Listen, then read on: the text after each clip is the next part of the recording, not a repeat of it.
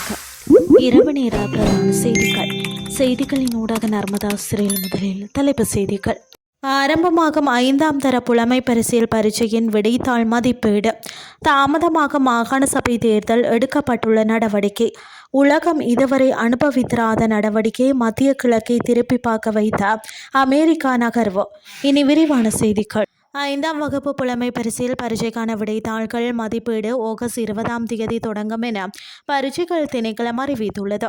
மதிப்பீட்டு செயல்முறை ஒப்பீட்டு அளவில் குறுகிய காலத்திற்குள் நிறைவடையும் என்றும் இதன் மூலம் சுமார் ஒரு மாதத்திற்குள் முடிவுகளை வெளியிட முடியும் என்றும் பரீட்சைகள் ஆணையாளர் நாயகம் இந்திகா குமாரி லியனகே தெரிவித்துள்ளார்.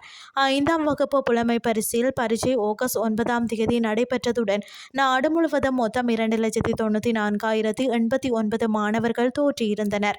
அதன்போது சிங்கள மொழியில் 2,20,366 மாணவர்களும் தமிழ் மொழியில் 73,723 மாணவர்களும் பரீட்சைக்கு தோற்றியிருந்தமை குறிப்பிடத்தக்கது. இலங்கையில் மாகாண சபை தேர்தல்களை நடத்துவது குறித்து ஆய்வு செய்வதற்காக நியமிக்கப்பட்ட விசேட குழுவின் முன் தேர்தல் ஆணைக்குழு அதிகாரிகள் மீண்டும் முன்னிலையாகுமாறு அழைக்கப்பட்டுள்ளதாக தகவல் வெளியாகியுள்ளது. இந்த கலந்துரையாடல் எதிர்வரும் 20ஆம் தேதி நடைபெற உள்ளதாக தேர்தல் ஆணையாளர் நாயகம் ரசிகா பீரிஸ் தெரிவித்துள்ளார்.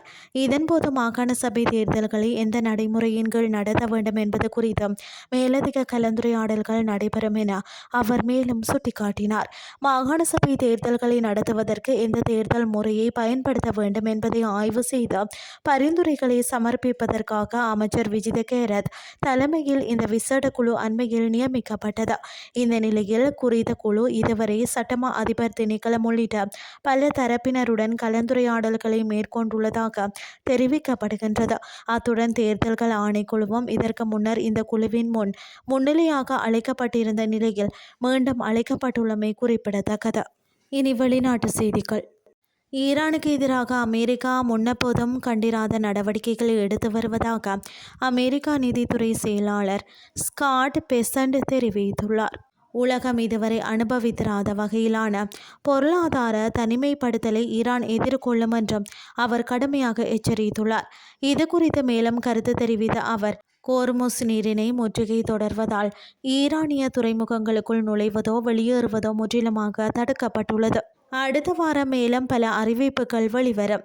காத்திருங்கள். ஏனெனில் ஒரு நாட்டின் மீது பொருளாதார தனிமைப்படுத்தலை விதிக்கும் வரலாற்றிலேயே இதுவரை கண்டிராத நடவடிக்கைகளை நாங்கள் செயல்படுத்த போகிறோம். உலகம் இதுவரை கண்டிராத பொருளாதார தனிமைப்படுத்தல் மற்றும் கோர்முஸ் ஜலசந்தியில் தொடரும் முற்றுகை ஆகியவற்றின் கலவையானது ஈரானிய துறைமுகங்களுக்கு உள்ளேயும் வெளியேயும் எதுவும் செல்வதை தடுக்கும் என்று பெசன்ட் கூறியுள்ளார். செய்திகள் யாவும் நிறைவடைகின்றது.